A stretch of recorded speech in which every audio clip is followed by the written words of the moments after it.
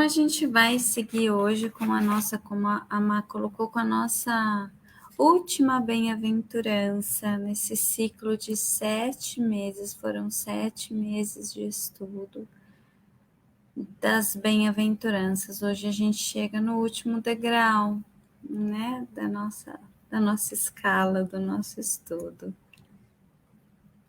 Vamos lá. Aí, bem-aventurados os pacificadores, porque serão chamados filhos de Deus. A gente vai encontrar essa passagem em Mateus 5:9. E aí, continuando, né, relembrando aí os nossos estudos, como é de praxe, a gente tem abordado as bem-aventuranças de acordo com os estudos do Simão Pedro, que ele coloca as bem-aventuranças como degraus a serem galgados e alcançados, onde um dá sequência ao outro. A gente não vai para um degrau sem antes ter assimilado e aprendido todos os ensinamentos que o degrau que a gente tem a nos ensinar. Então, quais seriam esses degraus para a gente relembrar? O primeiro degrau é o da humildade, né? O sentimento, a questão moral a ser aprendida é a humildade. Em Bem-aventurados os pobres de espírito. A gente vai encontrar isso em Mateus 5:3. As virtudes dissociadas à humildade se tornam vaidade, orgulho e prepotência. O segundo degrau, a gente vai adquirir a resignação com bem-aventurados os aflitos, Mateus 5:4. Resignação é o consentimento do coração de acordo com o Evangelho. A humildade nos torna responsável pelo nosso próprio sofrimento. Então, aí a gente já percebe que a humildade vai nos ensinar a ser resignado. Então, eu não consigo a resignação se antes eu não aprender a ser humilde.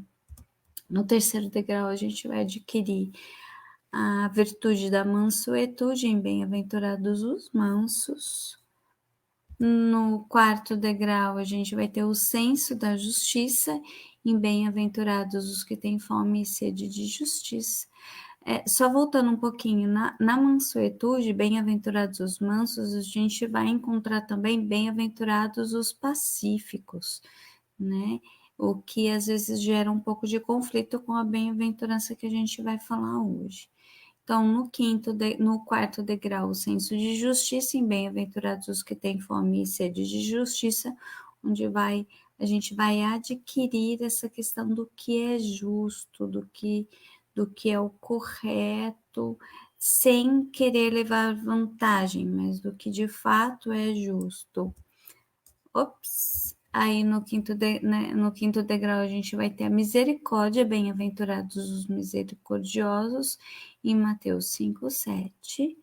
No sexto degrau, que foi o mês passado, no nosso estudo passado, a gente aprendeu a pureza, em Bem-aventurados os que têm puro o coração. E hoje a gente vai falar a questão da atitude. O que é muito interessante quando o Simão Pedro coloca que, na verdade, nenhuma dessas conquistas, dessas questões morais, nenhuma dessas virtudes, elas vão ter de fato valor se nós não colocarmos isso em prática. Então, essa bem-aventurança, bem-aventurados os pacificadores em Mateus 5:9, ele vem falar para a gente com relação à atitude, tá? Então, o que seria a atitude, né? Vamos entender um pouquinho aí. De acordo com o dicionário, a gente vai ter que a atitude é uma maneira de se comportar, de agir ou reagir, motivada por uma disposição interna ou por uma circunstância determinada, um comportamento. Qual foi a atitude? Qual foi o seu comportamento? Qual foi a sua atitude em determinada situação? modo que indica a posição de um corpo, postura, policiais em atitude de combate, né? Como exemplo aí para a gente entender. Então, a gente vai entender que a atitude é uma forma da gente se comportar, da gente agir, da gente reagir, que sempre vai estar motivada por alguma disposição interna, né? Por algum sentimento, por algum pensamento, por algo que nos mobiliza a ponto de agirmos de determinada, ou de reagirmos, né, na maioria das vezes, de determinada forma, tá?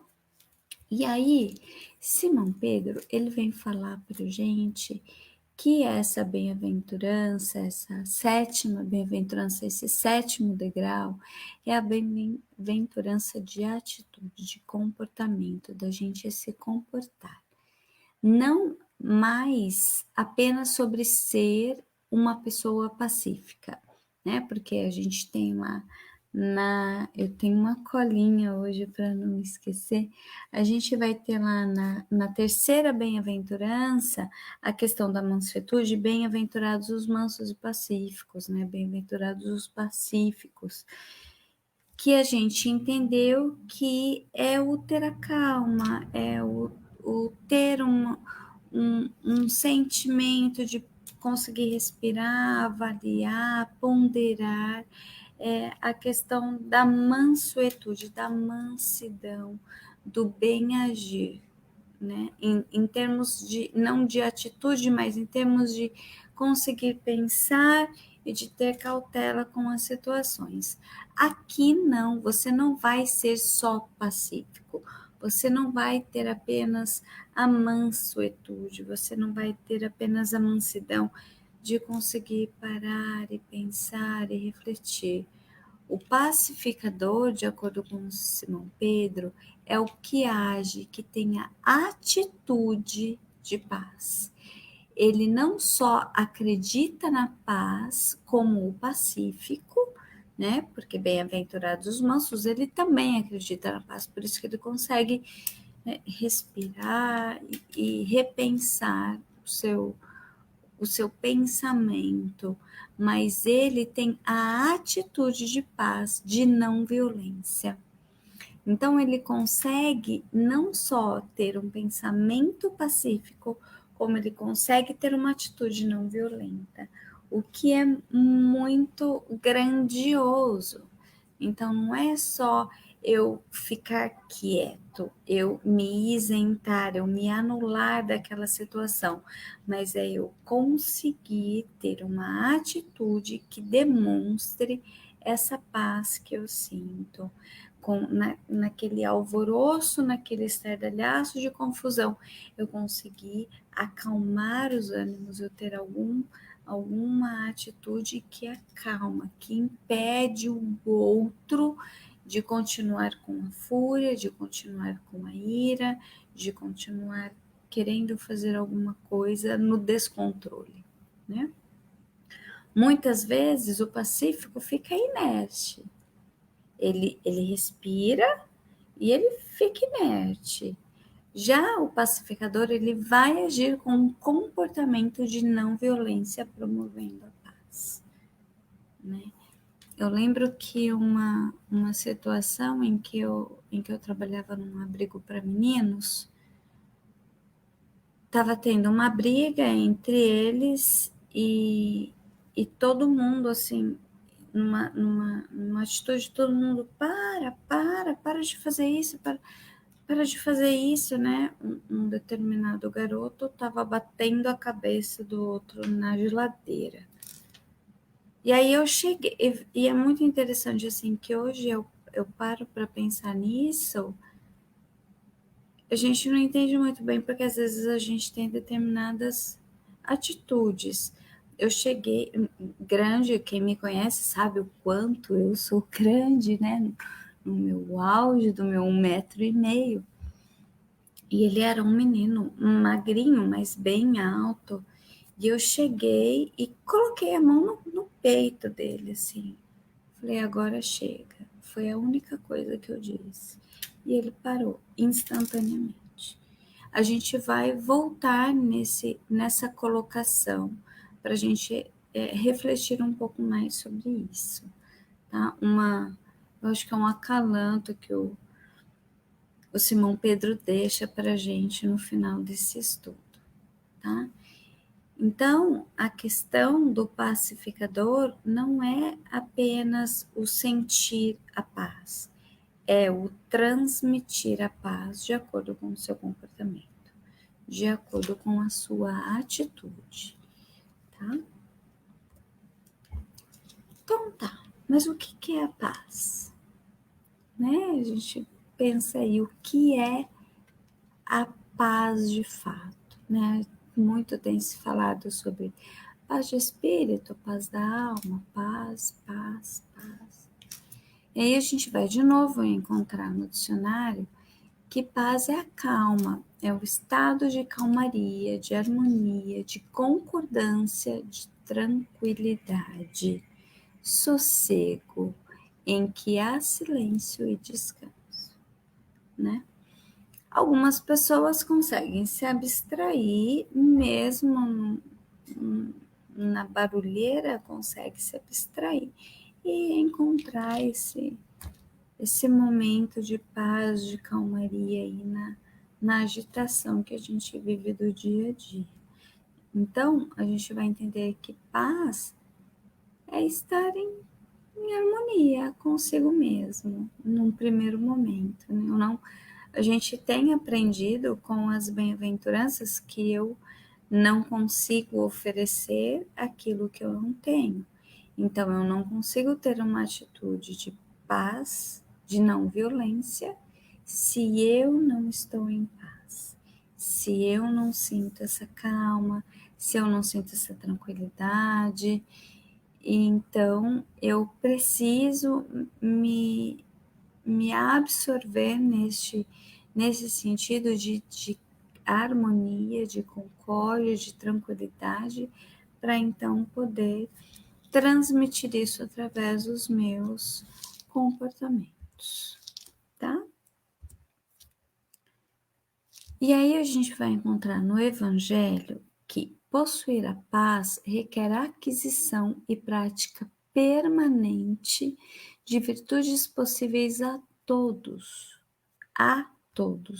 em qualquer tempo, com realce a tolerância. Eu achei muito interessante isso, né? Então, a paz, ela vai requerer de nós que, além de todas as virtudes que a gente adquira, a gente vai precisar ser extremamente tolerante. E é interessante também que a paz, ela vai ser exigida de forma absoluta só na sétima bem-aventurança, onde a gente vai conseguir adquirir todas as virtudes anteriores, e óbvio, através da nossa prática, né? Então, só quando eu adquirir essas virtudes, eu vou conseguir ter paz.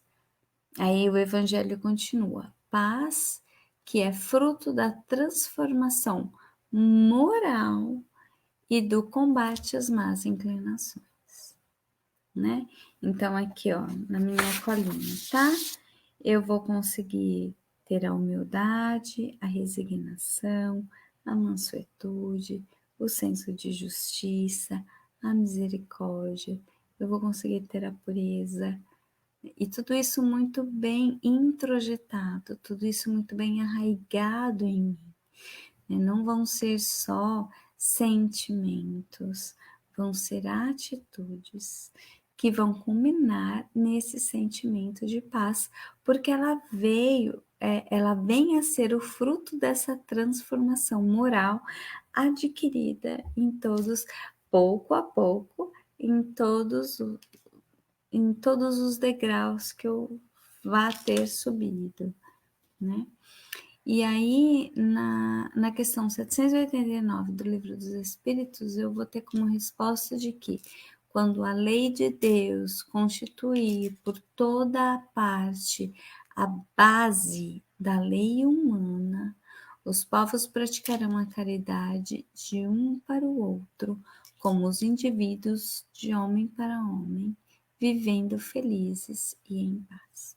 Então, ele vem colocar que a paz ela vai ser adquirida por todos nós, ela vai constituir, na verdade, parte e base da lei, da nossa lei, quando a gente praticar a caridade. E, na verdade, cada um dessas questões morais, cada um desses sentimentos, eles vão sendo adquiridos e eles vão nos ajudando a praticar essa lei de amor, que a gente já deveria saber desde sempre, né? Mas que temos aí a oportunidade de aprendermos um pouquinho em cada degrau para conseguir colocar em prática na paz que a gente vai poder transmitir para as outras pessoas.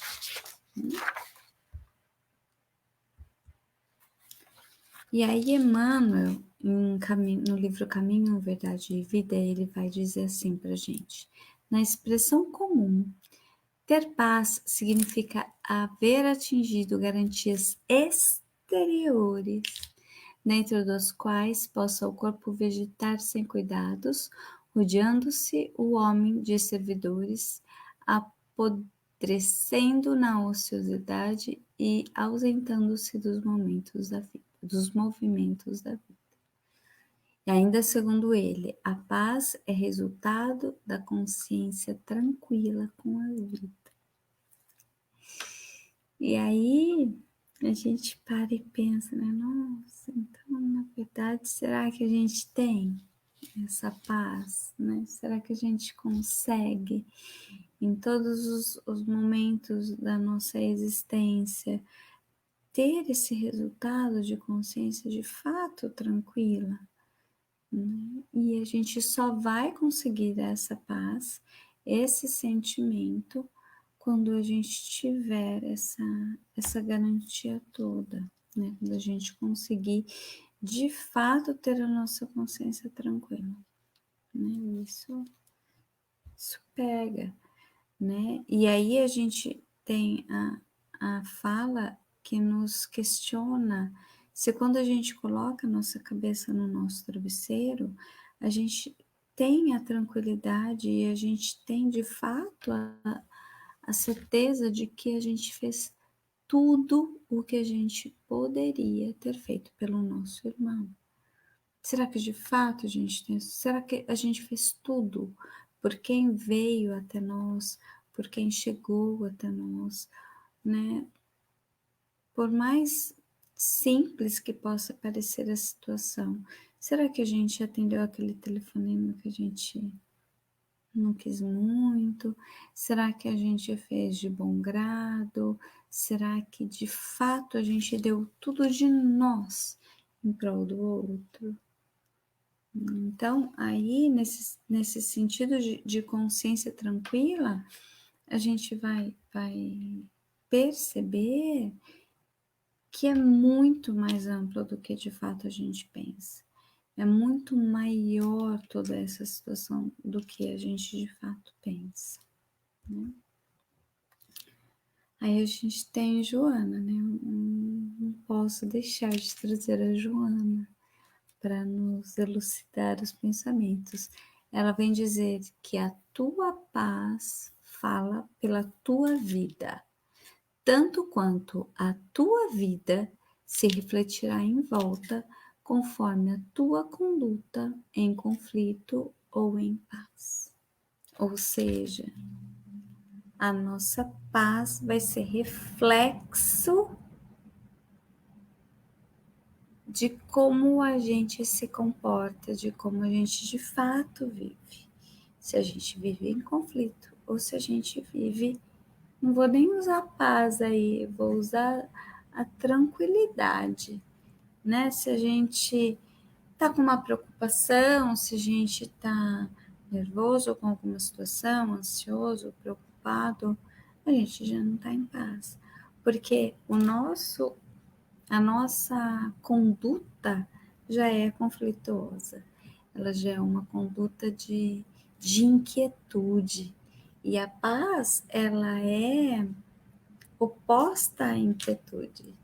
A paz, ela deixa a gente quietinho, tranquilo, sem preocupações, né? Tudo bem a gente ficar sozinho, que isso não é aterrorizante para mim, né? Eu costumo dizer que as pessoas muitas vezes não gostam de ficar sozinhos porque elas não têm esse sentimento de paz.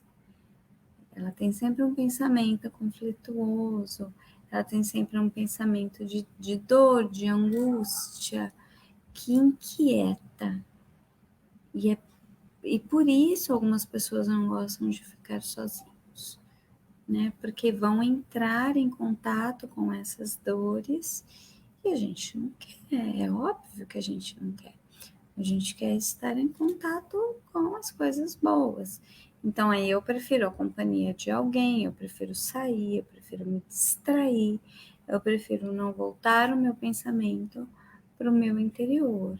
Então, a Joana vem dizer justamente isso para a gente, né? Que a paz, ela é o reflexo da nossa vida de acordo com a forma como a gente se comporta, como a gente vive, se é em paz ou se é de formas conflituosas.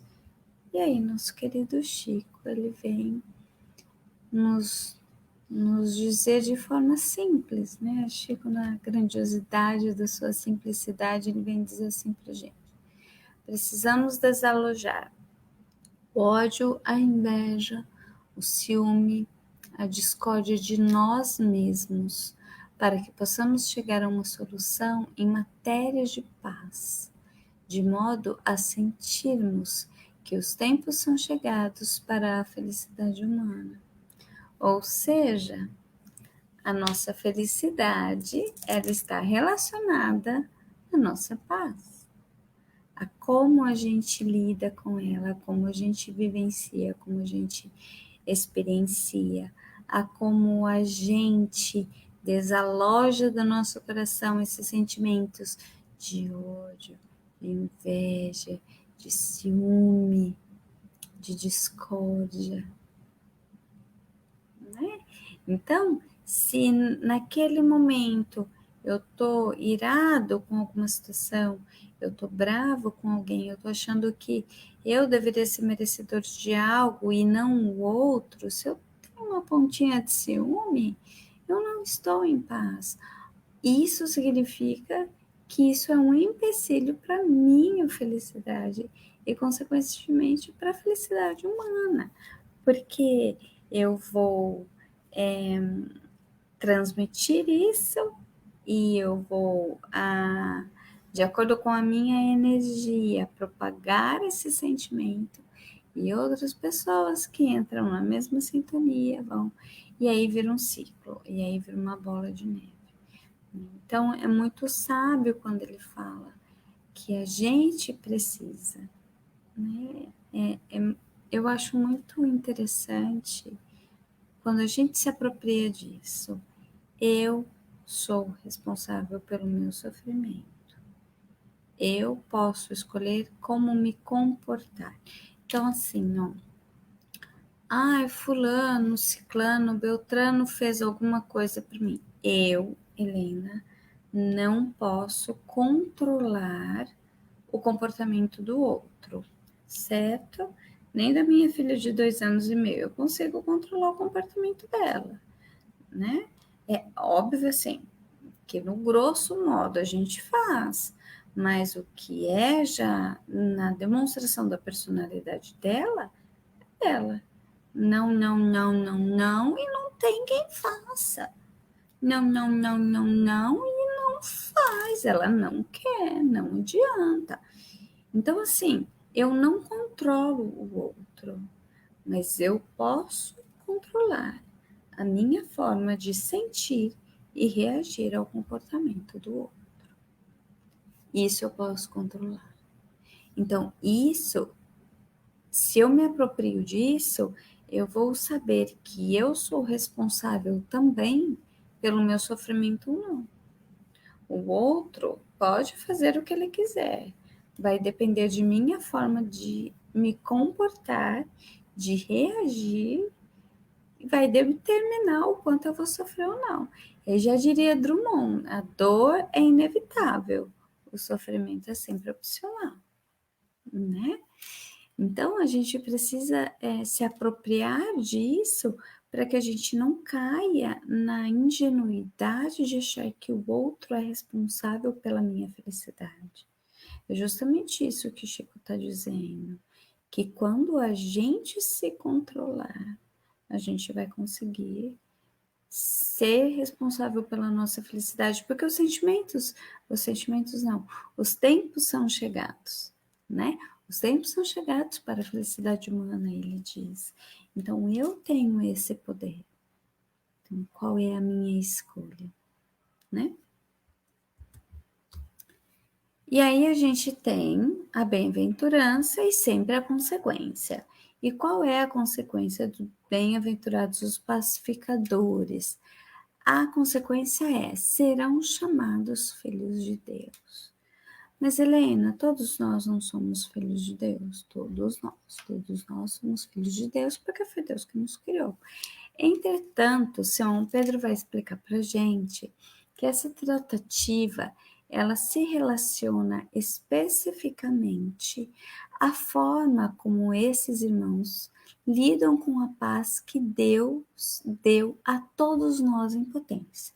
Então, é óbvio, Deus não tem os eleitos, ele não tem os preferidos. Deus fez a mesma criação para todos nós. Então, todos nós temos essa possibilidade de paz, porque Ele também deu a nós. Mas algumas pessoas conseguem potencializar esse sentimento e outros não, né? Então, quanto mais a gente conseguir pensar, refletir e ter uma atitude positiva diante das coisas, mais a gente vai potencializar isso. Nesse sentido, tem uma passagem que Jesus fala: Eu te dou a minha paz, mas não vou lá dou como o mundo dá. Né? É essa paz de Deus, é essa paz soberana que é quieta, que é calma, que não tem mais por onde. Interessante que eu passei esses últimos dias por uma experiência muito, muito, muito interessante, que é a da radionovela. Né? Lá do tempo da vovó, eu acompanhei a rádio, e estou acompanhando a radionovela num grupo de rede social. E eu, em 3 dias, eu ouvi todos as novelas do livro Há 2000 anos. E como mexeu comigo. Assim, de reflexão, de atitude, do quanto o pequenininho, a menor sementinha se torna grandiosa e pode causar destruições absurdas. Quem já teve a oportunidade de ler o livro vai saber muito bem do que eu estou falando. E é interessante, duas coisas, eu estava até discutindo com a minha mãe hoje a esse respeito. Graças a Deus, né, a gente chegou num tempo em que a gente pode falar de Jesus como estamos falando hoje, né, podemos falar aí que somos cristãos, né, dentro da nossa denominação espírita, mas somos cristãos porque acreditamos em Cristo. E não sofremos nenhuma represália neste sentido. E a tranquilidade que os perseguidores, aliás, que os perseguidos, e a gente vai voltar a falar deles, que os perseguidos sentem ou sentiam quando eles estavam certos desse conhecimento, certos dessa crença, dessa fé inabalável em Jesus Cristo. Naquela época, isso era imenso, né? Isso era muito forte. Você provava com a vida que você era cristão. E aí, quando esses irmãos, eles iam ser condenados, normalmente levados aos circos romanos, né, para servir de exemplo e para alegrar as festividades dos romanos naquela época, a paz que eles transmitiam ainda nesse momento. Eu estou em paz, porque essa certeza, essa, ela transborda, né? Essa fé inabalável, ela transborda, né? E é justamente isso que Simão Pedro vem falar, que quando a gente atinge esse grau de maturidade virtuosa, a gente consegue trabalhar as duas perseguições que vão dar continuidade no sermão. Porque o Sermão da Montanha, ele é uma série, né, uma narrativa das bem-aventuranças, uma fala de Jesus, segue as bem-aventuranças, e ele fala de duas perseguições que dão continuidade nesse sermão. E quais são elas? Bom, primeiro, por que perseguição, né? Por que a gente está colocando aí a questão da perseguição? Porque Jesus alertava, né? Simão Pedro vem dizer que Jesus alertava para o momento em que a virtude é a exceção, né? O estranho, o normal não é a exceção, é o estranho. O normal não é virtuoso. Então, quando a gente lembra, né? É muito vívido ainda nos meus sentimentos, para ser bem sincera, essa questão do livro há 2000 anos, você vai entender, né? Que a virtude, quando os cristãos que tinham atitudes mais brandas, atitudes de amor ao próximo, de cuidado, de devoção, principalmente os escravos que passaram a seguir Jesus, que tiveram essa atitude mais cristã, eles eram os diferentes, ou eles eram a exceção, eles eram, entre aspas, o estranho daquilo que era imoral, daquilo que era perversão, daquilo que era a maldade, né? Então aí a primeira perseguição é: bem-aventurados os que são perseguidos por causa da justiça. Que justiça? A justiça lá da quarta bem-aventurança, que é: bem-aventurados os que têm fome e sede de justiça, os que compreenderam o que é a justiça. Então, muitos cristãos daquela época, eles entendiam que eles precisavam passar, eles entendiam que o que eles estavam fazendo era contra a lei e que eles iriam ser postos em conformidade com a lei, eles iam receber os castigos conforme a lei, né? Então, assim, eles entendiam o que era justiça e naquele ambiente era o que eles tinham que fazer, né? Eles escolhiam não seguir os costumes, mas eles entendiam que haveria uma consequência disso tudo, tá? Então, qual seria essa perseguição inteira? Bem-aventurados os que são perseguidos por conta da justiça, por causa da justiça, porque deles é o reino dos céus. Então, aí a gente vê os exemplos bem claros no livro tudo o que esses espíritos vivenciaram em vida e como eles foram recebidos no reino dos céus, né? no momento do desencarne. Isso a gente vai ter em outras passagens, em outros momentos, em outras histórias, do quanto Jesus, a gente sabe que a legião de Maria, da Maria, mãe de Jesus, é uma legião que cuida dos espíritos que optam no momento de sofrimento pelo desencarne. Então, muitos deles vão falar aí dessa legião de cuidado, de amor, de cuidado de mãe mesmo, né? Então, assim, todos aqueles que são perseguidos por conta da justiça, interiorizada aí na quarta bem-aventurança, é deles o reino dos céus, né? De todos aqueles. E aí a gente vai ter a outra perseguição.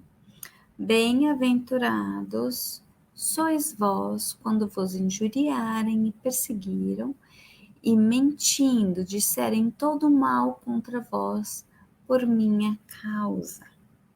Jesus vai dizer. Então, toda a perseguição que você sofreu, toda a calúnia que adveio do fato de você viver a minha vida, de você viver os meus ensinamentos, por minha causa, bem-aventurados sois vós. Por quê? Aí ele continua: alegrai-vos e exultai, porque é grande o vosso galardão nos céus. A recompensa que você vai ter no céu, ela vai ser uma recompensa grandiosa, porque assim perseguiram os profetas que foram antes de vós. Né? Essa passagem é Mateus 5, 11 e 12. E a gente sabe como foi, né? Com todos os profetas, com todos os primeiros cristãos, nas narrativas, a gente consegue ter uma ideia. E hoje, interessantíssimo que eu falei para minha mãe, nossa, graças a Deus, eu posso falar de Jesus usando a internet, né? Não vou ser perseguida, né? Talvez haja aí pensamentos e de uma forma um pouco mais não tão agressiva quanto que a gente já... Ainda perguntei para minha mãe, será que a gente já viveu? A gente estava aí nessa confusão toda? A conversa foi longa. E aí ele continua, né? Lembrando que para ser perseguido em nome de Cristo, o Simão Pedro vai falar, a pessoa deve ser muito boa, não é qualquer um que vai aí ser perseguido por falar em nome de Cristo. Tem que ter a virtude máxima, ser pacificador, tem que incomodar por ter a atitude de paz. Né? Então é interessante quando ele coloca isso, porque assim, ele coloca a paz, a atitude de paz como virtude máxima, né? Porque você conseguiu entender a humildade, você conseguiu entender a resignação, a mansidão, o senso de justiça, você conseguiu entender a misericórdia, a pureza. Você tem tudo, não é só entender, né? Você consegue colocar tudo isso em prática. E é óbvio, eu não vou conseguir, né, estar no 7º degrau se eu não ultrapassar o primeiro. Então, eu preciso aí ir galgando e colocando em prática todos esses ensinamentos. E é interessante que assim, ó, bem-aventurados os humildes, os aflitos, os mansos, todas essas bem-aventuranças, elas dizem respeito, num primeiro momento, a mim, no sentido de eu, pessoa. Então, eu ter o senso de humildade, de resignação, de mansuetude, para eu entender os meus sofrimentos, as minhas dores, as minhas angústias, para eu aceitar a minha condição de vida atual, para eu conseguir colocar em prática o amor de Jesus, mas assim, é sempre eu vou ser o primeiro beneficiado.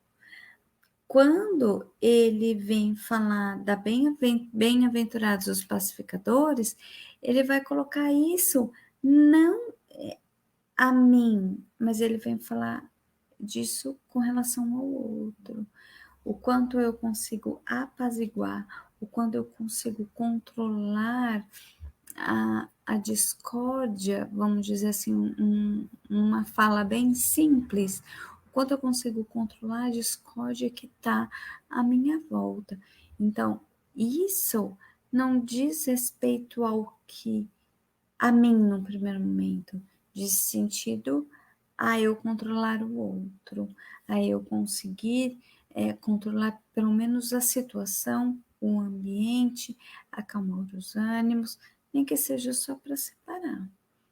Tá? E é muito interessante, porque ele fala justamente sobre isso. Não é qualquer um que consegue seguir Cristo, né? A gente tem que, de fato, ter todos esses sentimentos, mas é essa atitude de paz que se torna a virtude máxima a ser adquirida. E aí eu quero trazer, antes disso, né, só deixa eu falar uma coisa aqui que acalenta o nosso coração. A gente tem, como na fala, né, no exemplo que eu disse, que eu contive o garoto, a gente consegue ter aí lampejos, a gente consegue ter momentos, a gente consegue ter algumas atitudes em todos os degraus, né? Então vamos pensar, às vezes eu consigo ser misericordioso, né? Às vezes não. Às vezes eu consigo ser uma pessoa humilde.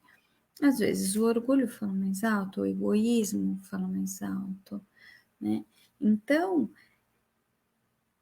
esses são os primeiros passos. E isso torna a nossa existência menos sofrida, né? Mas a questão é quando eu de fato adquirir e introjetar todos essas virtudes a ponto delas serem únicas no meu agir, no meu refletir, no meu pensar, no meu olhar para o outro. Toda vez que eu conseguir olhar para o outro com um olhar de misericórdia, de cuidado, de amor, né? Todas as vezes.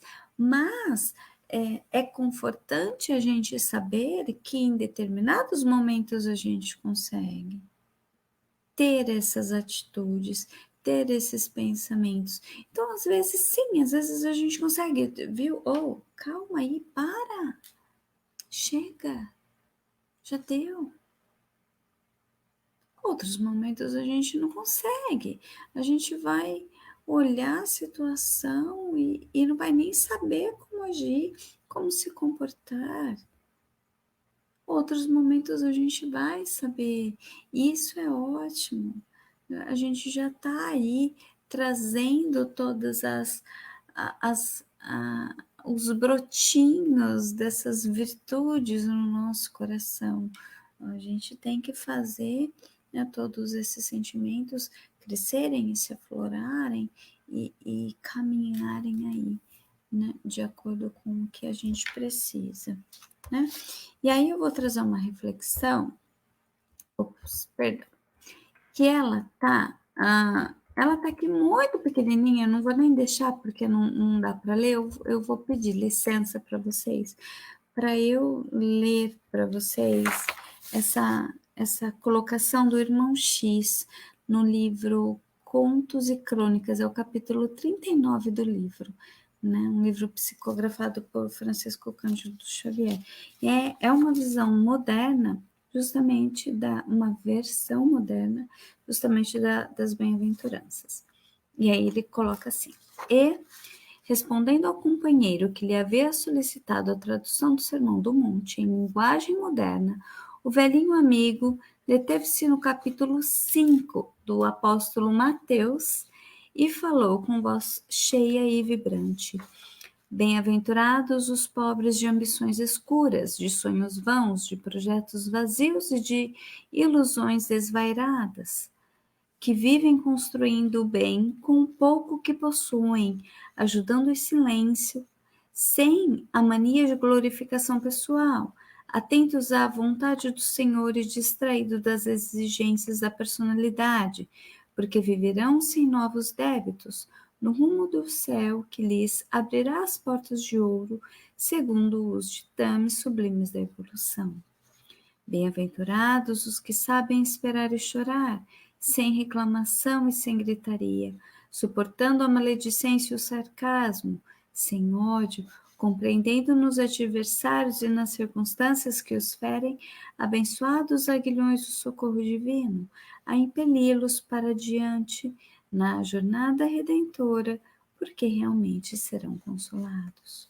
Bem-aventurados os mansos, os delicados e os gentis, que sabem vivenciar sem provocar antipatias e descontentamentos, mantendo os pontos de vista que lhes serão peculiares, conferindo, porém, ao próximo o mesmo direito de pensar, opinar e experimentar de que se sentem detentores, porque respeitando cada pessoa, cada coisa em seu lugar, tempo e condição, equilibram o corpo e a alma no seio da harmonia, herdando longa permanência e valiosas lições na terra. Bem-aventurados os que têm fome e sede de justiça, aguardando o pronunciamento do Senhor através dos acontecimentos inelutáveis da vida, sem querelas nos tribunais e sem papelórios perturbadores que somente aprofundam as chagas da aflição e aniquilam o tempo, trabalhando e aprendendo sempre com os ensinamentos vivos do mundo, porque efetivamente um dia serão fatos. Bem-aventurados os misericordiosos, que se compadecem dos justos e dos injustos, dos ricos e dos pobres, dos bons e dos maus, entendendo que não existem criaturas sem problemas, sempre dispostos à obra do auxílio fraterno a todos, porque no dia de visitarão de luta e da dificuldade, receberão o apoio e a colaboração de que necessitem. Bem-aventurados os limpos de coração, que projetam a claridade dos seus intentos puros sobre todas as situações e sobre todas as coisas, porque encontrarão a parte melhor da vida em todos os lugares, conseguindo penetrar a grandeza dos propósitos divinos. Bem-aventurados os pacificadores, que toleram sem mágoa os pequenos sacrifícios de cada dia em favor da felicidade de todos, e que nunca atiram o incêndio da discórdia com a lenha da injúria ou da rebelião, porque serão considerados filhos obedientes de Deus. Bem-aventurados os que sofrem a perseguição ou a incompreensão, por amor à solidariedade, à ordem, ao progresso e à paz, reconhecendo acima da epiderme sensível os flagrados interesses da humanidade, servindo sem cessar ao engrandecimento do espírito comum, porque assim se habilitam a transferência justa para as atividades do plano superior. Bem-aventurados todos os que forem dilacerados e confundidos pela mentira e pela calúnia, pelo amor ao ministério santificante do Cristo, fustigados diariamente pela reação das trevas, mas agindo valorosos com paciência, firmeza e bondade pela vitória do Senhor, porque se candidatam, deste modo, à coroa triunfante dos profetas celestiais e do próprio Mestre, que não encontrou entre os homens senão a cruz pesada antes da gloriosa ressurreição. A essa altura, O iluminado pregador passeou o olhar percussiente e límpido pelo nosso grupo e, fim da ligeira pausa, fixou nos lábios amplos e belo sorriso, rematando serenamente.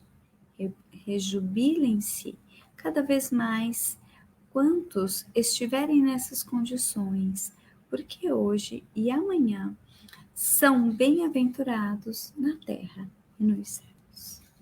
Em seguida, retomou o passo leve para a frente, deixando-se na estranha quietude e na indagação oculta de quem se dispõe a pensar. Então, com esses pensamentos que eu encerro esse ciclo de estudos, agradecendo a Jesus a oportunidade, a possibilidade de poder dividir com vocês todos esses ensinamentos, ainda que parecem simples, né, mas grandiosos, e digo assim, sem sombra de dúvidas, que eu sou aquele serzinho que tô lá, tentando subir o primeiro degrau ainda, né? Mas que com certeza tenho a ajuda daqueles que estão à minha frente e posso despertar outros corações para também galgarem essa escada moral, né? E que juntos, Jesus não tem, Deus não tem pressa de que a gente chegue rápido no reino dos céus. Ele quer que a gente chegue junto, né? Então fica aí o convite, né? Para que a gente possa ir galgando vagarosamente, mas com passos firmes e bem fortalecidos os nossos degraus de virtude, de acordo com as bem-aventuranças.